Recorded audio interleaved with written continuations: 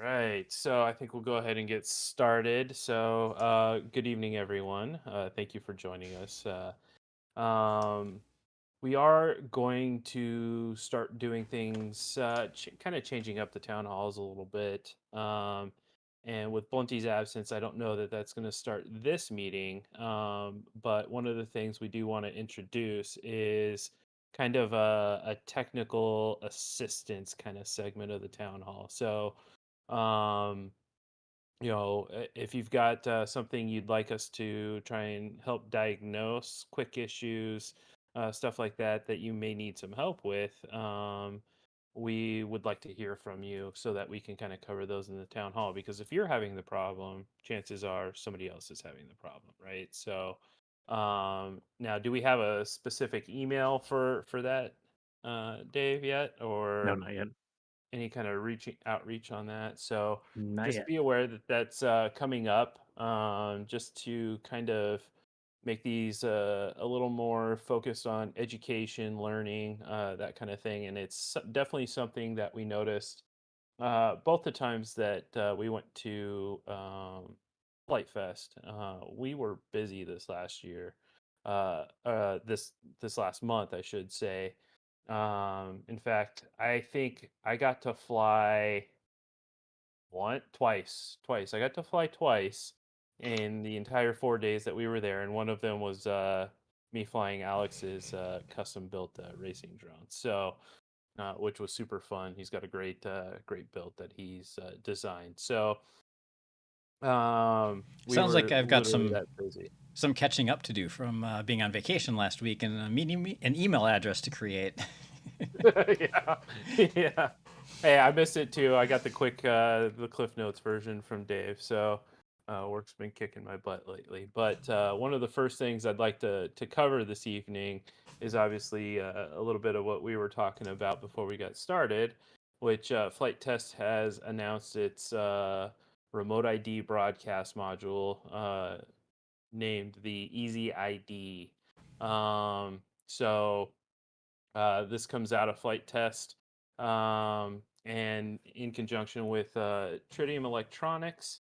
Uh, they have designed and released a USA developed and USA manufactured remote ID broadcast module, which will be available in production in August. So, just real quick, you want to kind of get a quick glance at what it looks like. I've got one right here. Hopefully, you can kind of see that. So, very simplistic. And then on the back, you can see integrated GPS. So it's all in one unit, 2020 holes. No And external antennas. 10, no 10 extra. grams. Yep. 2 to 8S power. Mhm. And that's a U-Blox 8 on it. It So, has a GPS pass through right to beta flight. Mm-hmm. mhm. Forget what are the other So, important specs that people need to know. um, it Easy will setup. have. The serial is burned in, so you power it up, put it on your aircraft, and go. And you're compliant. Of course, you're supposed to then register the serial, which is printed on the little baggie. You're supposed to register that along with your recreational ID on Drone Zone to be fully compliant. And there's also a flight test app that goes along with it, and the QR code autofills the 32 character serial number into the app and does lost plane, and also track. If you so desire, you can create a flight path, and so you can watch the aircraft as you maneuver. I am So to curious to use the lost aircraft feature in there. I know I'll use it at least a couple of times. Well, I mean, you lost your airplane somewhere at Flight Exact, Fest. yeah, Flight Fest. So yeah, So, now this is just the bare unit. I believe they are designing a like a case for it, but definitely Yes. an easily achievable if you're familiar with 3D modeling and 3D printing. Easy design to create a little protective case for it, which will be great for putting it on model aircraft. Did we also Now, say like I what the said, hole pattern was on there? It's a Yeah, it's 20 20 by by 20. 20. 20 by 20 by 20 So hole pattern, and it has a battery on it so that you'll get warm starts on once you've acquired the initial GPS lock. Yeah, so the first time it takes a little while, but then after that, what are the specs? It's only a few seconds or something, right, to get a warm 20, start? 20-second warm start is the spec that they've been getting. Okay. So if you plug it in and take off really fast, those first 20 seconds, you might be off a little bit. There you go. So definitely a useful little thing. So over in the chat, they're asking if it is certified and available for purchase. It will be available for purchase mid-August. It is in production, and it was approved by the FAA on May 2. So it is, and it is the modules are FCC certified. So this is a made and designed in the USA product, and it is certified by the FAA and the FCC. So you can't pre-order it yet. And Correct. there's is there a price listed on anywhere? $109 MSRP. Okay. So 109, that's everything included, nothing missing, everything's integrated. No separate You do have to GPS connect it to a tuner. battery. It does not have a battery. Oh, well, it has its own little battery for the GPS, but that's not to power it. And the amp draw the average amp draw is 10 milliamps. And we've mentioned it in the past, but we should mention it here that we certainly have been involved in this work with Flight Test, providing both product management as well as regulation guidance and background. So it's been a team effort. Flight Test, Tritium Electronics, great team, and we've been involved as well. Price is higher than some were expecting. Yes. Way higher than the FAA was predicting, that's for sure. Not that the FAA was even in the ballpark.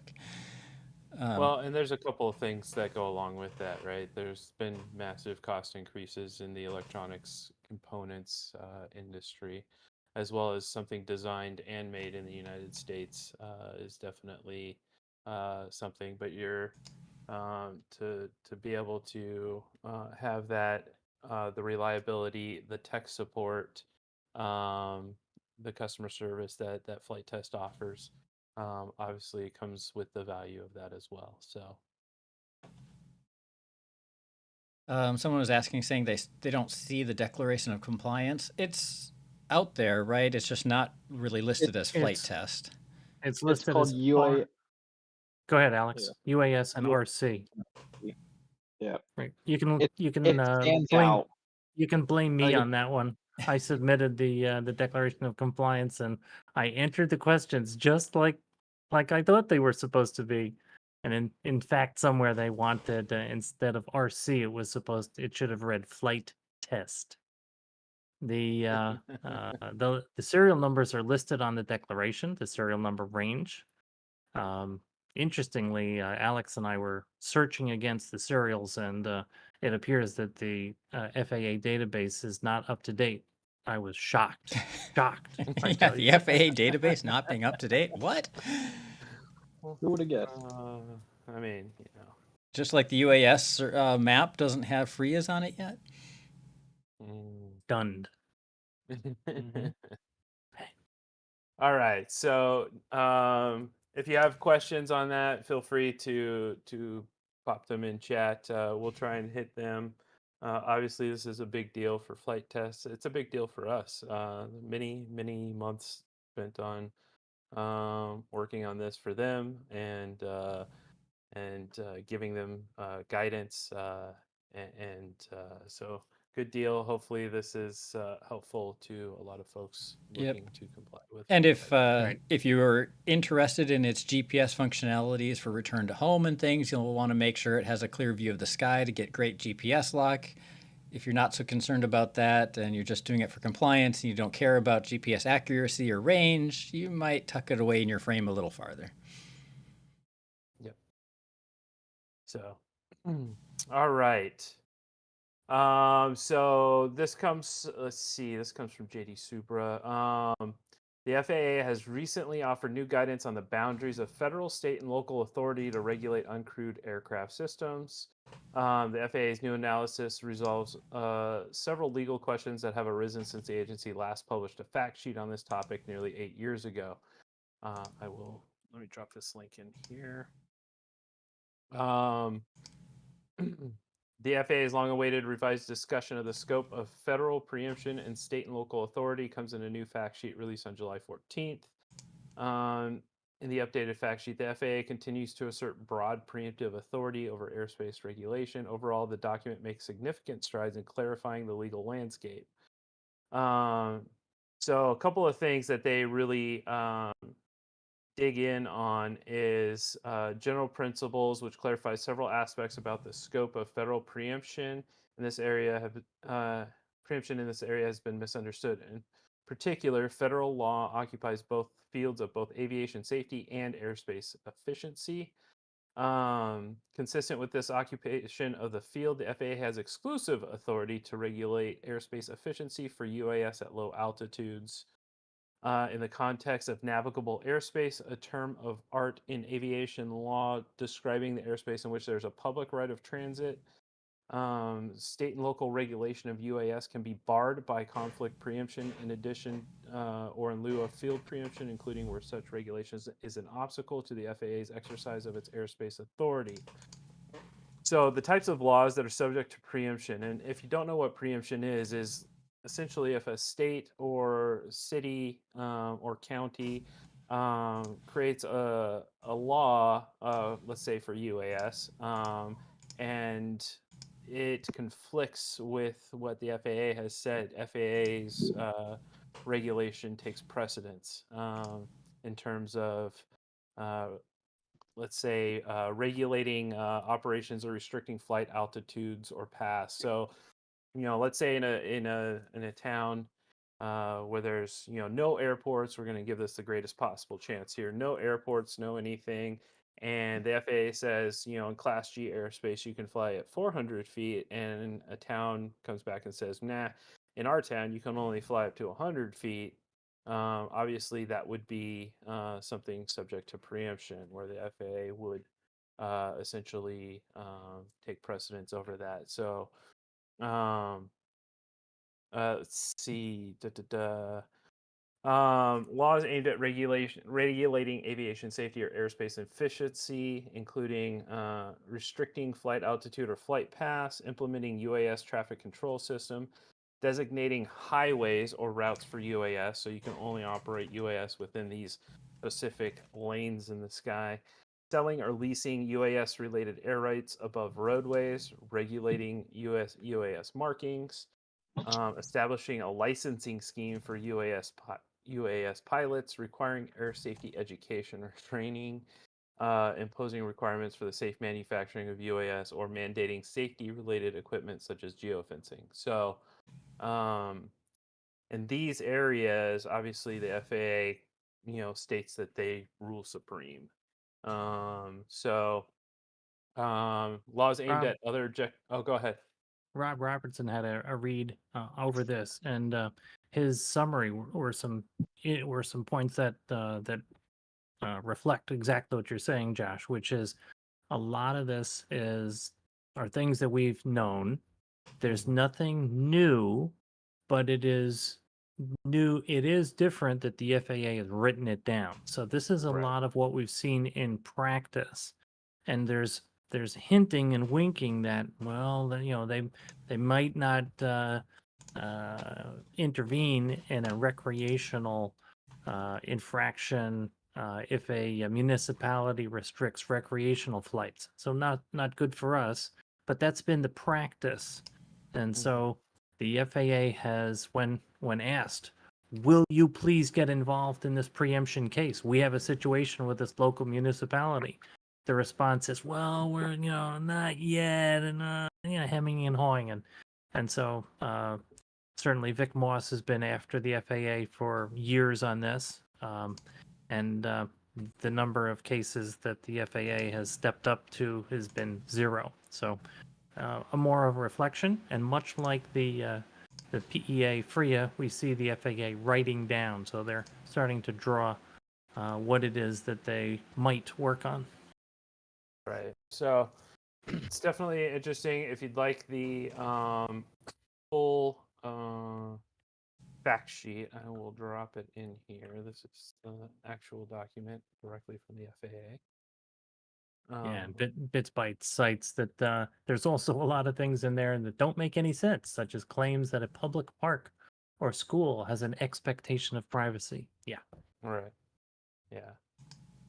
So definitely interesting on that front. So it's good that it's written down, and hopefully that will help clarify for state and local agencies some of the things that they can and cannot do. So and So knock TextJet off some of those. asks a good Yes. question. What are we supposed to do with this fact sheet? And so if any of us are faced with a locality of a local municipality citing or putting in place restrictions on flight and in the airspace, not takeoff and landing, but flying restrictions, then this might be the first document that you would show the local municipality to demonstrate that there should be, there is only, in our country, we try to have one law. And so that's what federal preemption is all about. That's why the FAA has authority in airspace. So it's, it's something that we can use, and it's something certainly that we should tuck away and reference as we see additional regulations. Hey, Dave. Oh. You touched on it just briefly, but I wanted to reemphasize the launch landing part. So the only successful legislation that I'm aware of with municipalities, local laws, state laws, has always only governed the launching and landing because they do control the ground space. They just have no jurisdiction over the airspace, generally speaking, short of these circumstances. Very good. Yep. That was a little hard to hear, Dave. Can you summarize what Rob was just saying? I apologize. Half of what I was looking at is I was reading Bits and Bytes. I'm pretty sure, Rob, that what you were saying is that in Texas, for sure, that some of the legislation has been on takeoff and landing restrictions, but none of the local municipalities have gone after airspace rules or laws. Did I capture what you were saying?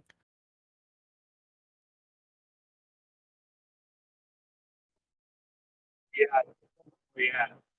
That's kind of where Big Moss's group comes in. He's been really good at educating municipalities when they're coming up with laws and regulations that they have no jurisdiction for. So Right. I think this is really good. If you hear your town's trying to pass rules about the airspace, this is something that I would provide to them because this isn't something that's highly publicized.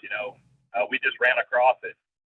So I would venture to say that the majority of municipalities aren't even aware this document exists at this time. Yeah, and we've definitely seen lots of examples of cities around the country trying to pass legislation that would contradict what the FAA is saying.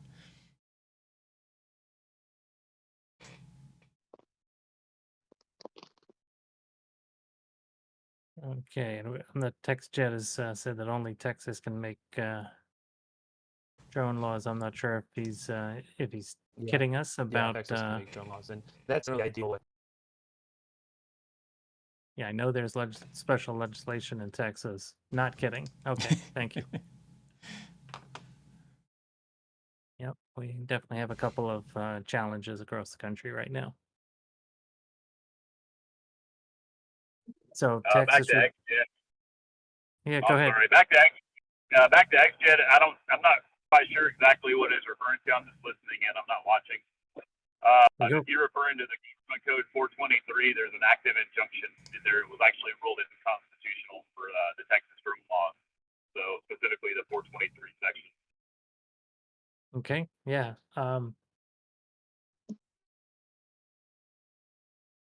Not the whole section. Yeah, let us know, TextJet. We would love to hear a little more about that in detail. Did we lose Josh? It looks like he is gone. Okay. Well, while we're waiting, Hopefully he is he comes back doing- soon. what is he's showing the Discord little crescent moon? That means he's asleep, right? Oh, I'm getting text. I'm guessing Josh is giving you an update on what's going on. Yeah, his internet dropped down. Okay. Oh, Um, do the. Let's see if we can close. Can we shut that down? I don't know. A couple of things that that have been coming up is back in May we submitted comments on the FAA's new noise policy. I had talked about this for some time, and it was let's see. I'm sorry. I'm going back.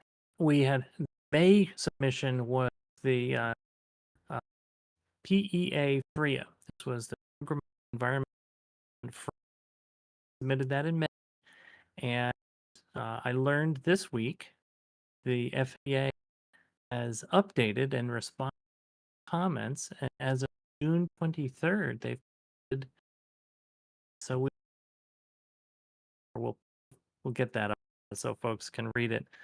Appendix D has our comments verbatim, and then responses.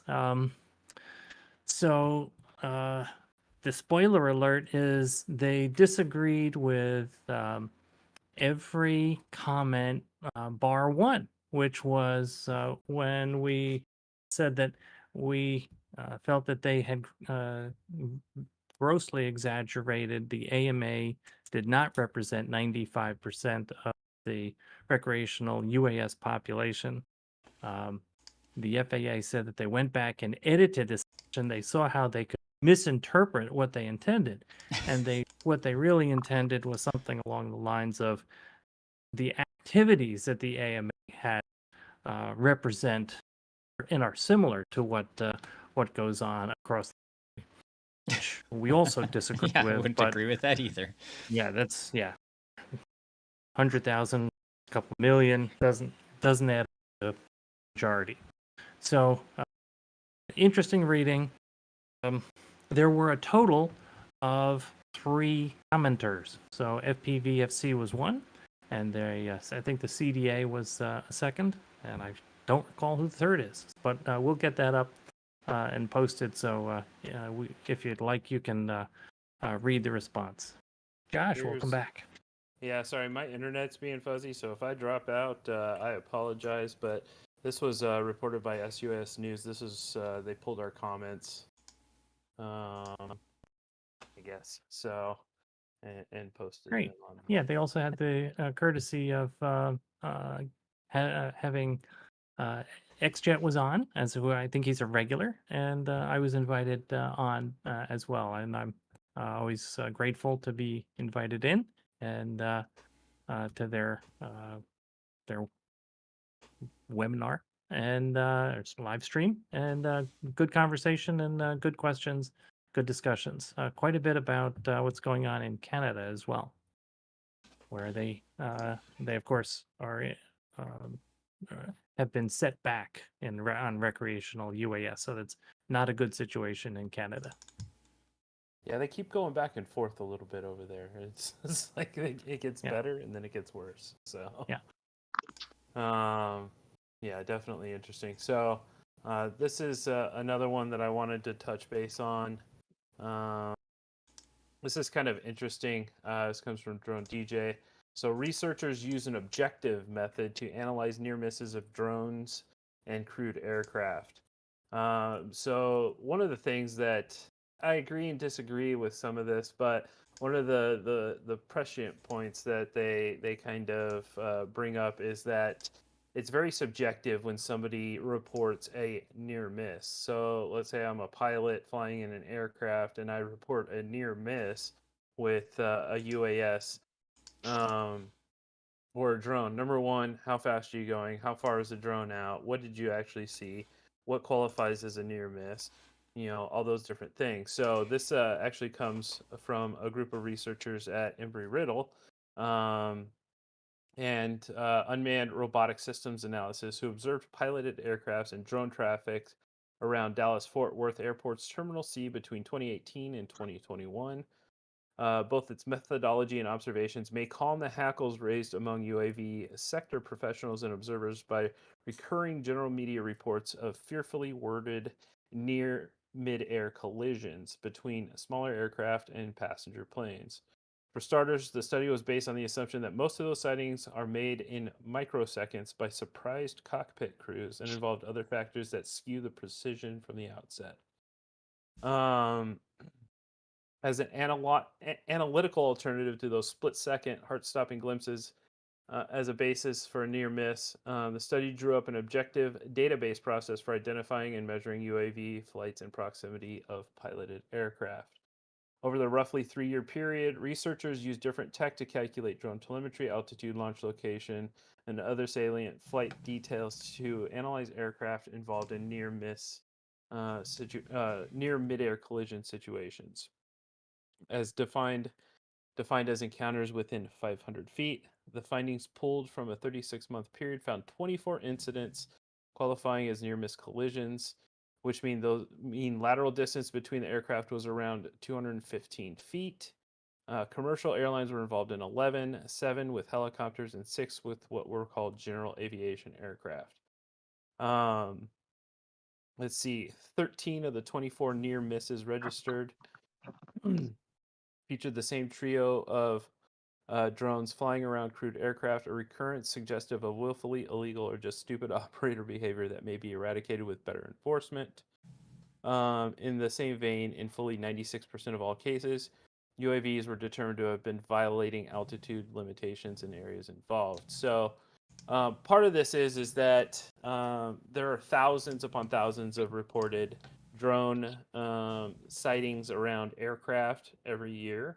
The way that they're kind of approaching it is from a statistical basis, and then something as simple as education or enforcement to kind of reduce those numbers. I would go more towards the education route because I will tell you, I mean, it is my firm belief that most lay people who operate a drone go to Best Buy or wherever and pick up a drone are not educated fully on trust and the regulations and that kind of thing. So an education, and this is something we've stated multiple times that needs to be um, part of the FAA's mission, as opposed to just throwing down the gauntlet. But obviously there's safety involved here, but this can help tailor down the amount of fear factor in the media reports of drones at airports and such. They do go on to make a recommendation of extending the protections from the current 1 statute mile from the runway to 3 nautical miles. I feel that's a little, excessive, but at the same time, it's definitely something that can enhance safety from that aspect. So, take it for what you will, but it's nice that somebody's at least doing a little bit of, research on how to better identify actual issues as opposed to making up a bunch, right? So, let's see. I think that's about all I have for this evening. Yeah, that topic was well clear. And what's the definition of well clear? What are the appropriate distances? So we have a different set of rules under 500 feet, 500, not 400. These were all topics in the BV Loss ARC. Lots of heated discussions from the helicopter community. And one of the things that you can see in the diagram is a bow tie. So if it's near a runway, everyone agrees that there needs to be appropriate well clear, Yeah. and you don't fly in the flight path. Don't fly UAS, obviously. The official report from Embry-Riddle is available for free on SAE. I think I have. Let's see what Yeah, the. there was a link to it. Give me 1 second. So if anyone who's interested in actually going to look at the report, it is available for free. Cool. That seems like a rare thing these days. Yeah. It Yeah. shouldn't be, but it seems like it is. Cool. So the other Yeah, the I other double thing I checked it. had, Oh, Josh, was What's that? the other thing I had was that we just submitted comments on the noise policy. Mhm. That is due. Comments close July 31. Blunty and I brainstormed on our approach and submitted that last week. And uh, quite a few comments. Blunty's estimate was over 1,200, and he could not find any that related to the questions that were asked by the FAA. They were universally "Don't fly over my house" or "Don't fly here," or so. Unfortunately, the comments, those comments, some 1,200 of the comments at least, will not be of much use to the FAA. So we did try to provide answers to comments as appropriate and as appropriate to recreational UAS. Tridges, the autopilot lead. I did not. XChat asks, did any of us read Tridge's response to RID in Australia? I did not. I'd love to read it. I'm in Mhm. communication with Tridge regularly, and I have enormous respect for him.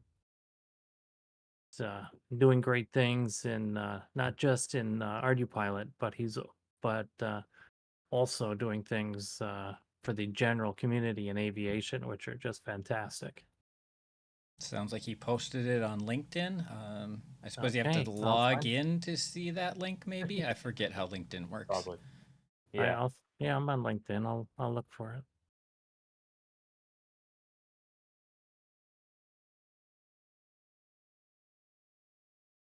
Yeah. Okay. Great. Thank you. Thank you, Bruce. Well, cool. Let's see. Alex, Anything Yeah. else? what you got for us this evening? Anything? MultiGP Global Championships tickets are on sale now for the pilots that have qualified. Top 150 are available to register for pro class, and then the next 100 have a reservation for registering for sport class, I believe, until or August something, early August something, and then we'll And start going down the list. will that culminate in a single location race, or how does that work, Alex? So yes, it's going to be at No Quarter Ranch, which is a FRIA, so no remote ID needed, and it will be October 26th through 29, I think. I'm not 100% sure, but it's on the MultiGP website.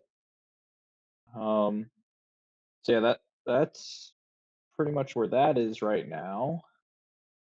There really isn't much else. And IO was a little damp, but a great success. It sounded like. IO is great. The World Cup was awesome. The Final Four in the World Cup was truly a World Cup. We had representation from 4 different countries in the Final Four of the Very World cool. Cup. Very We cool. had Japan, Australia, the United States, and what was the last country? Korea? Germany, maybe? Ah, excellent. So, yeah. Very cool. Very cool. Dan, got anything for us this evening? Let's see. I've got a question for, well, mostly for people who want to comply with remote ID regulations and are looking at modules. What questions do you have, or what are you looking for in reviews of remote ID modules? You know, things beyond just what's going to be on the spec sheet. What would you want somebody to test or make a video about for remote ID modules that may not be obvious to a reviewer looking at them? And things we can actually do. Not, and maybe we can ask Alex, like, how many crashes will they survive? I'm I'll not be sure I'm testing willing to that test soon. that, but The other thing that I'm willing to test it. Alex is going to look at what is has the forest range? interference from close proximity. So yeah, I'll be looking. We also hear rumors that maybe we'll have an event capability and exemption, so that for events like multi GP races that are not at FRIAs, that we won't need remote ID. But we'll report on it when it happens. Yeah, some of the things that I'm definitely planning to test are making sure there's no unexpected interference with control links. Test putting it in different locations on the drone and seeing how far away the signal can be picked up by my remote ID app on my phone. Things like that wouldn't necessarily make it to a spec sheet.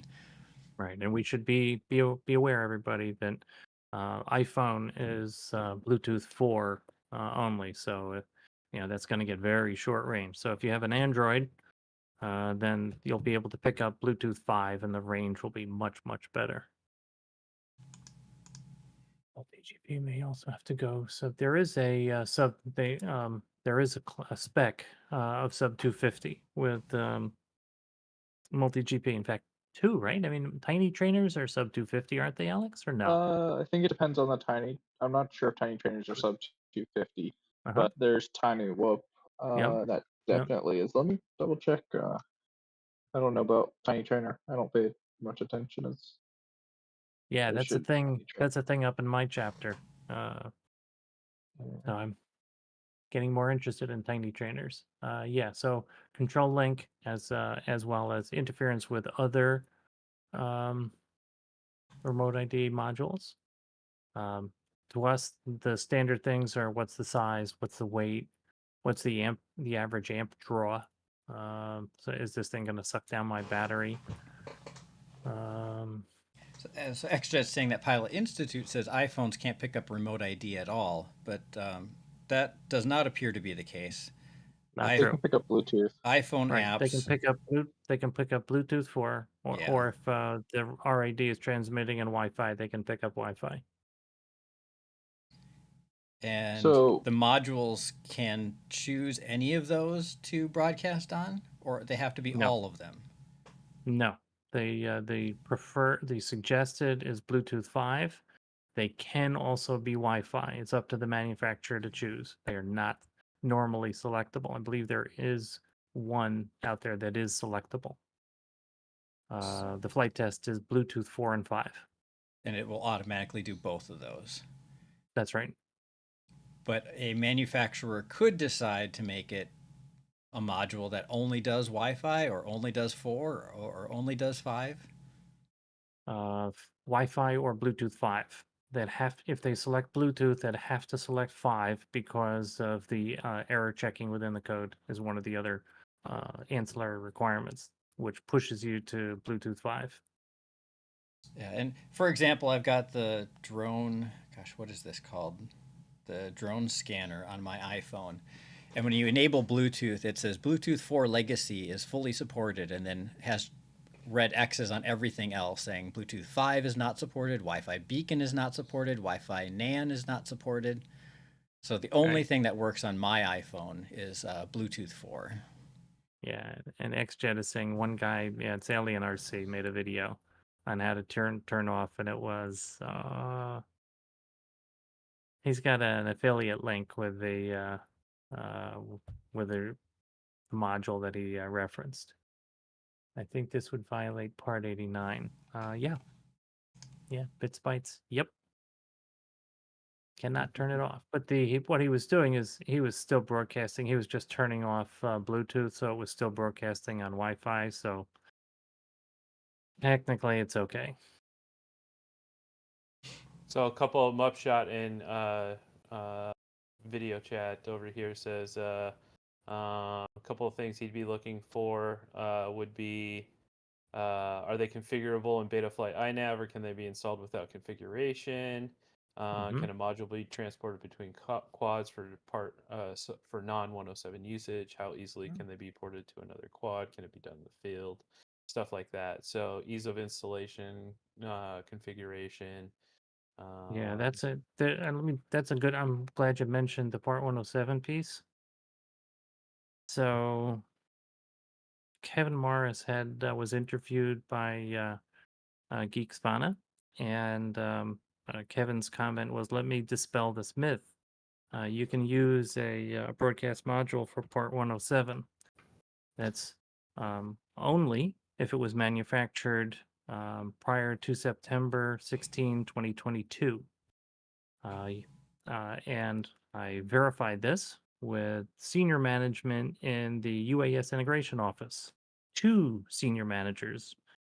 And so if it's a manufactured drone or UAS manufactured after September 16, 2022, and you're going to use it in Part 107, it must be standard remote ID.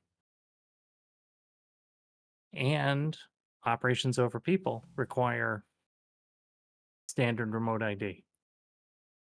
mm-hmm.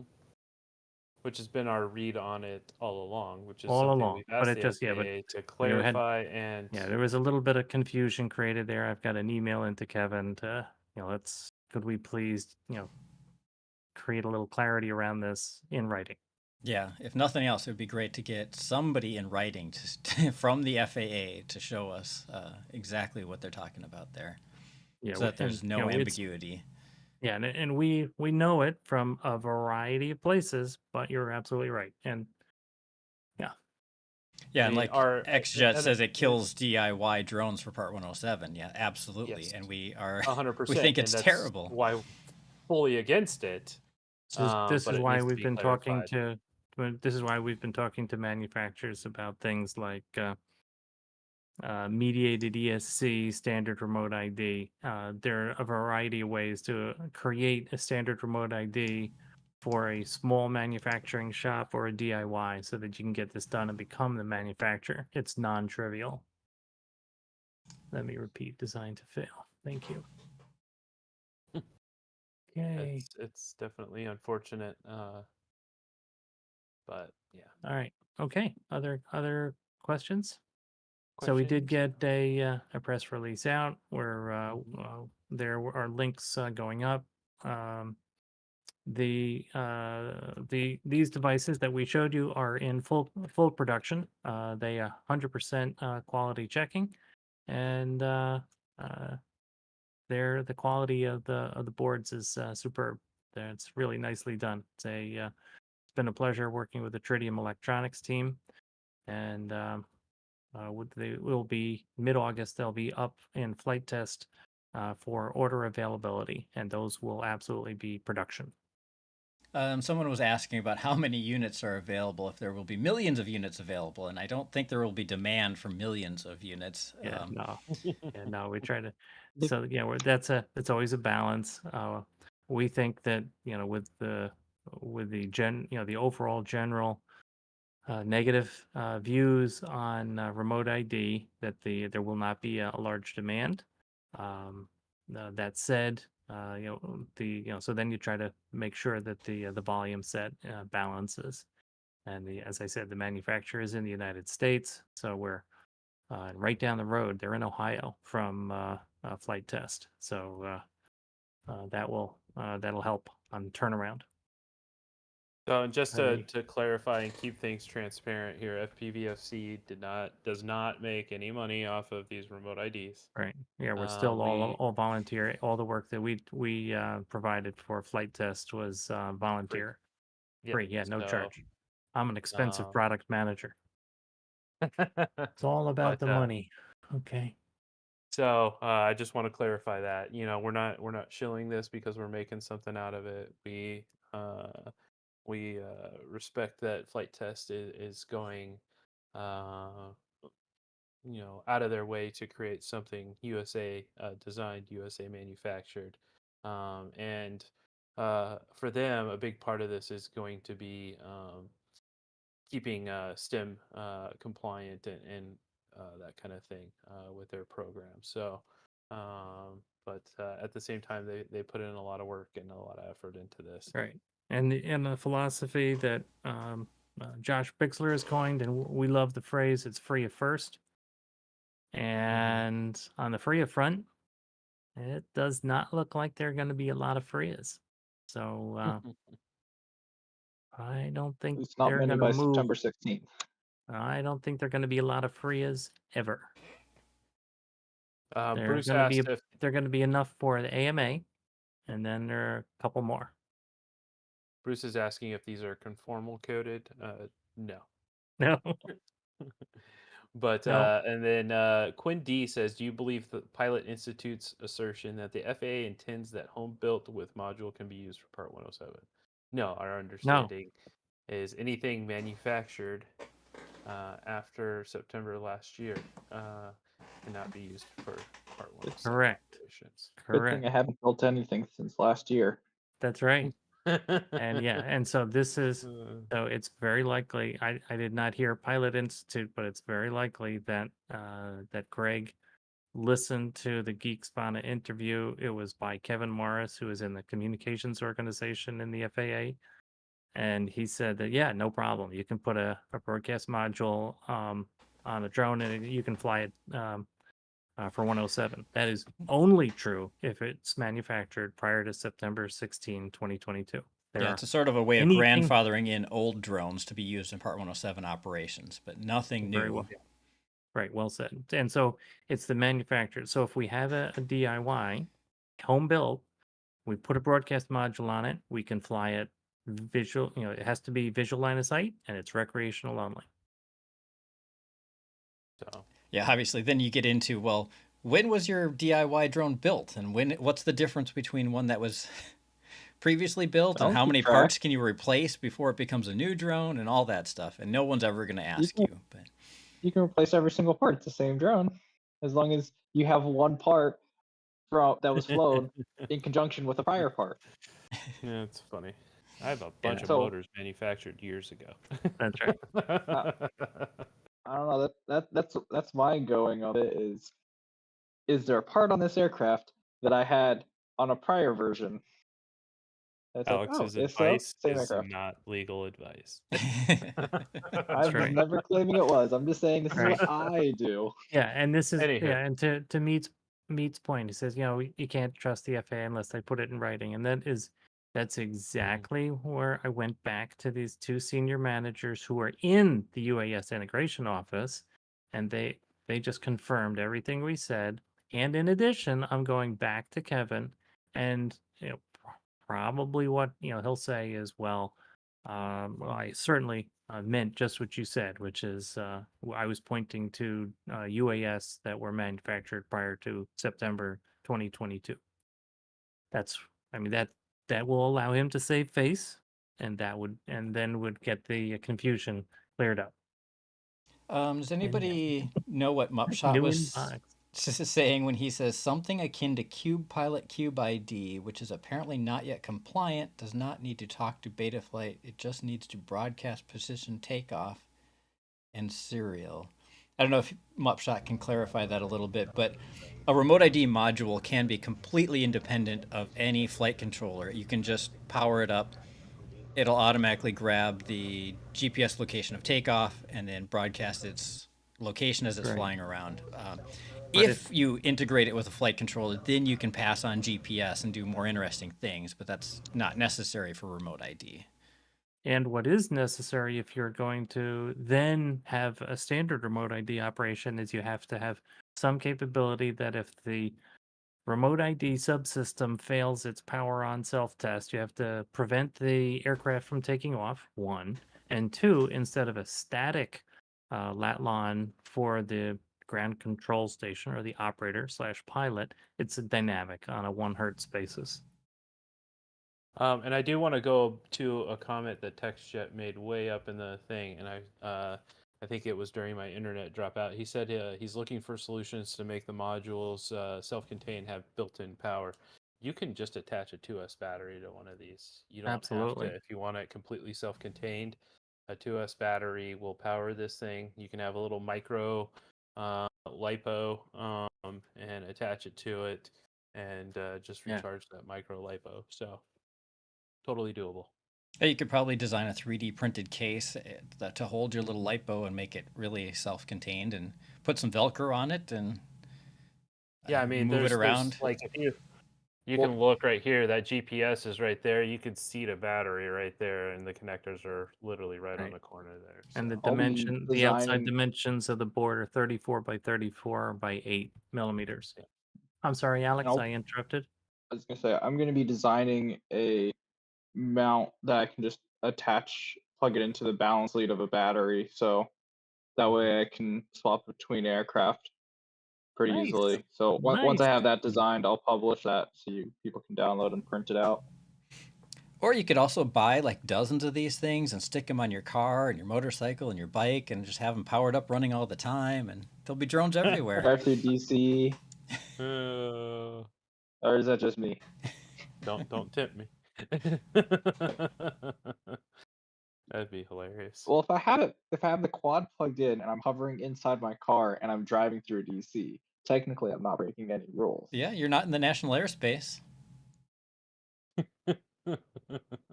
I'd be curious Just what put it on people the will someone do else is about driving that. the Looks like you're car. just, cruising, at 4 feet above the ground.